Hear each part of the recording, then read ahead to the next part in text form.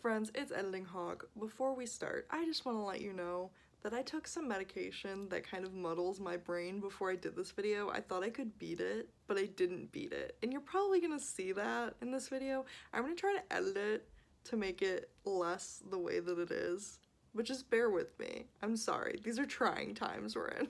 I swear it's during the day, but the clouds have not gone away for like 6 days. So this is the lighting you're getting from me. Hey friends, it's Hog. Today I'm going to be doing my March wrap up. I'm very excited. I read books this month.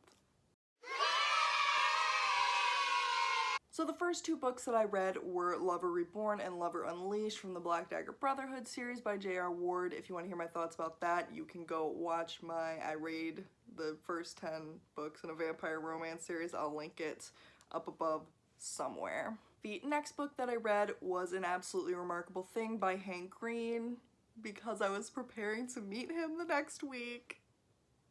But tragically, as so many things have, it got canceled. So it was sad, but I was really glad that I read this book anyway because I gave it 4 stars. I thought it was really good. It was a really solid debut novel. It's about this girl, April May, who discovers this really tall statue, but she takes a video with it and becomes a viral sensation overnight and is sort of the spokesperson for these Carls.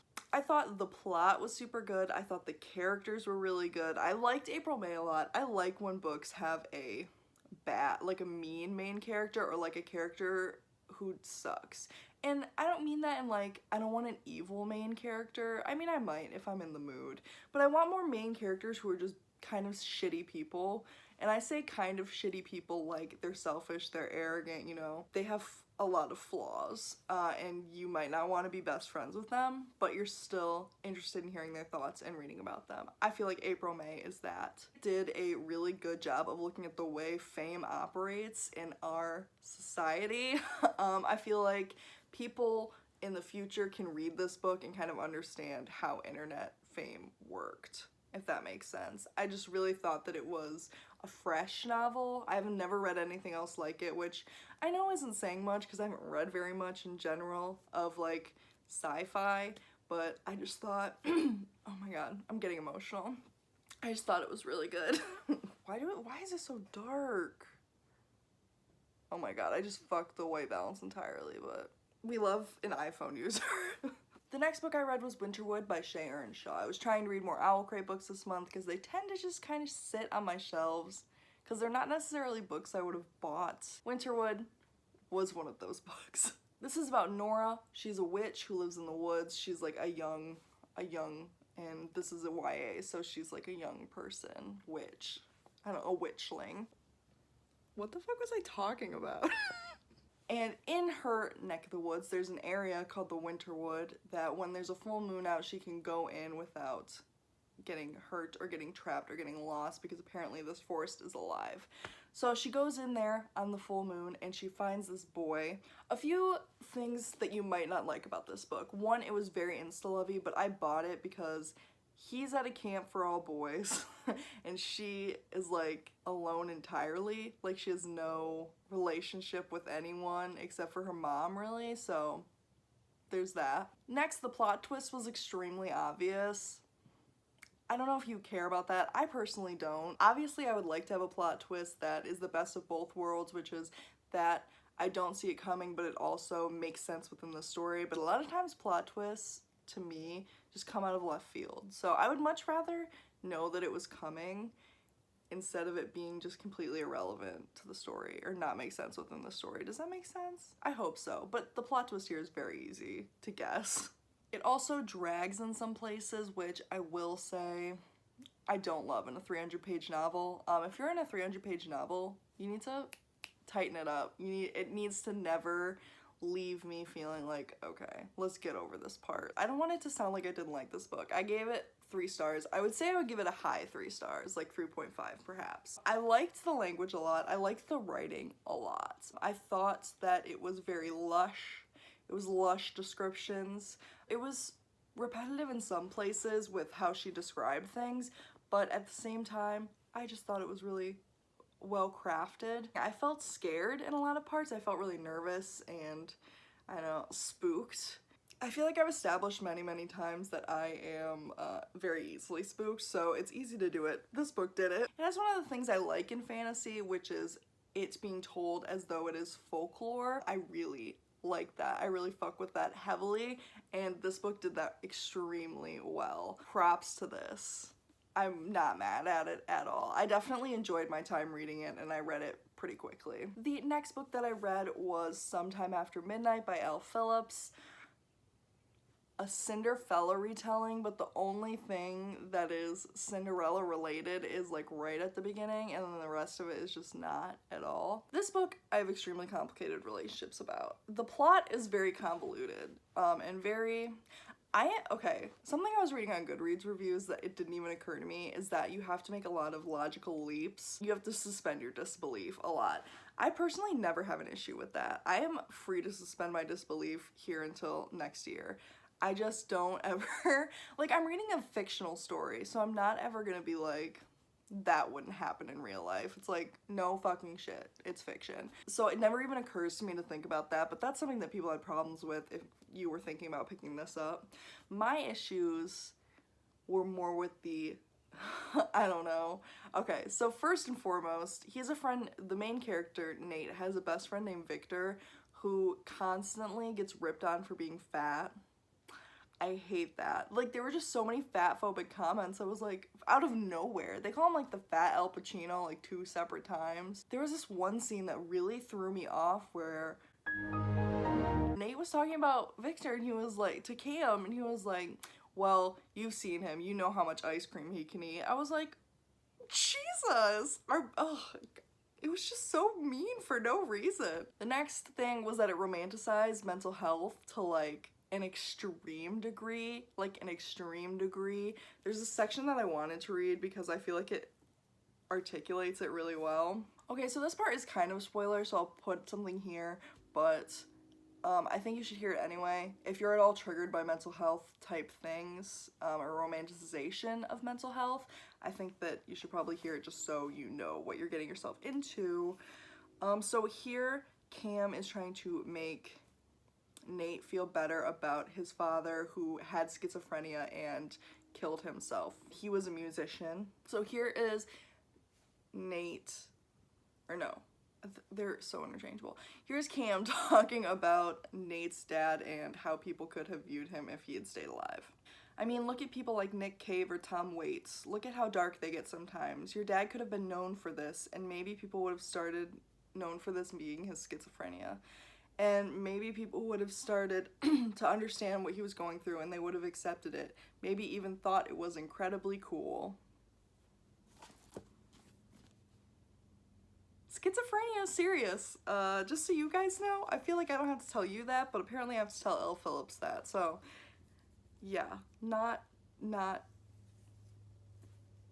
good. Not good. This novel also had, like, no POC. Like, literally explicitly no people of color. Like, she explicitly said, neither of us are people of color, and then didn't add any people of color for the rest of the novel. I was like, not even tokenism? We don't even get a token character? But no. The closest we get is Victor, who's Italian, the fat Al Pacino. This book just felt like it was written in 2007 and it was written in 2018. I was like, they're letting this shit fly in 18. Because there was another part too where Cam was giving Nate a drink and Nate was like, can I drink that? It sounds really girly. And I'm like, what the fuck is happening? It sounds like I hated this book. I really didn't. I liked the beginning. I started to like it less and less as like more issues like this kept cropping up, and that thing about mental illness wasn't until kind of towards the end of the book. If it was towards the beginning, I would have put it down. That it really upset me. A lot of people on Goodreads were like, this couple is reminiscent of like a fan fiction couple, and I totally agree with that, and that's probably why I had some sort of fondness for it, because I, you know, have read a lot of fan fiction in my day. They were really pretentious about their music taste, but I feel like that's normal for 17 and 18-year-old children to be pretentious about their music taste. I certainly was when I was 17 and 18. I'm like, I listen to the Decemberists. I'm so smart. I don't blame them for acting like this. It doesn't surprise me at all. I mean, I gave this book 3 stars. I'm probably gonna bump it down to 2 stars now that I'm talking about it. I feel like I do that a lot in my videos, but it helps to talk it out sometimes, you know? I don't know. It just didn't do it for me for so many reasons. The next book, wait, no, that's not the next book. Oh, what am I doing? The next book that I read was Twilight by Stephanie Meyer. If you would like to hear my thoughts about this book, you can go to my other video where I read it after 10 years of not reading it. The next book that I read was Kingdom of Bag by Marie Lu. This book is about the Mozart siblings, mainly the sister that kind of is lost to history. I feel like the pacing was weird. There were some parts I was really interested in, and sometimes I just wasn't. I kind of, by the end, wanted it to just be over. I feel like this read a lot like middle grade, which I have nothing against middle grade, obviously. I feel like the only reason that it was YA is because towards the end she was 18 and it sort of ends at the end of her life. But yeah, I don't know, it just read a lot like middle grade to me. There was a point where I was like, wait, did the climax happen? Did I miss it? Because that, I mean, that's not great to have in a fantasy novel, is to feel like you missed the climax. So, I mean, there's that. Another thing was that the main character, I don't know how to pronounce her name, but she was so nondescript. I feel like a lot of people in historical settings are afraid to write women with personalities because women were so repressed, but like, the fairy tale world was interesting. Again, with like things that are like folklore and fairy tales in fantasy, I really enjoy. More folklore, but this was more like a fairy tale. It was still good. I really liked that aspect of it, and I liked the integration of it with the real life, but it didn't feel so engaging. The writing was super engaging when she was describing, you know, the kingdom and everything. I liked that aspect of it, but I just couldn't get into it. I forced myself to read it because it's pretty short. It's 313 pages, so I was like, okay, I just need to read it because I've been in kind of a reading slump this month, if you couldn't tell. I really like books about music too. That's also why I read Sometime After Midnight, because that largely centers around music, and this one, obviously being about the Mozart children, centers around music, but that wasn't enough for me. It's sad. It's sad. I would still recommend this book to a lot of people. I would especially recommend it for middle grade. Something that it did that I did like is it explicitly mentioned periods. Whoa. A fantasy mentioning periods? I love to see it. Yeah, I gave this book 3 stars. It wasn't bad. I didn't feel any sort of connection to it. I'm probably gonna get rid of it. And finally, the last book that I read this month was Animal Farm by George Orwell. I read this, honestly, because it's short and because I want to read a classic every month. This was extremely good. I had been fed the lie that it was just pro-capitalist propaganda because it's supposed to reflect, you know, when Russia was going through what they were going through. And it is not that at all. George Orwell was a socialist.